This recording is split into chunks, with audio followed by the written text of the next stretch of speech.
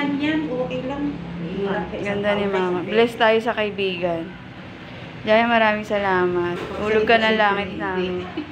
Ulog ka na langit sa amin. Swerte ka kamot, minagano na kidaday. Naku, kung hindi, Oh. balik kami sa Alam mo, inano talaga, inadya ng Diyos.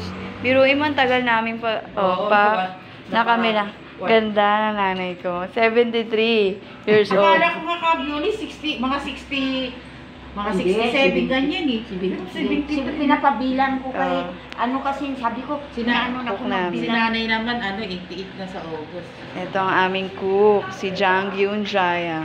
Ha? Sabi nila, magkano magpaluto kay Jaya? Ay, ayaw. Sabi ko, naku, gago, mayaman yun. Grabe, mayabang. Ibig sabihin, hindi. Sa tingin mo man nag-overtime si Mang Boyet? Kasi wala pa, o Baka na ano lang. sinabi ng ano niya, yung kumari niya na antayin siya. Magpahintay na may bruhan eh. Siya sinusundo pagdating sa ano. Pa. Yan na kami. Simpleng buhay. Simpleng buhay. Buyit na. Pa. Hindi, ano tayo niyan? Pipicture nga tayo. Sabi ni Kuya, mag-picture kayo ah. May pasok, no? Huwag tumawag na niya, kawaw. Kano naman. Yung Sabi apo ko, mo may okay pasok lang din. na. Sabi ko, Yung apo mo may Yung pasok apo, ang din. pledge naman ni Sarina sa August 5, magdala na lang daw siya ng milk tea, tapos pizza. Sabi ko, nako, tangina, ayaw ni Jaya ng milk tea.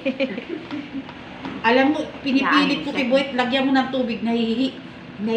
Jaya, ano yan? Inano mo pa yung keso? Sa freezer, para nakakayod, gano'n ang style niyan. Ah, ganun ba? Hindi, I mean, nag-abala ka pa sa keso?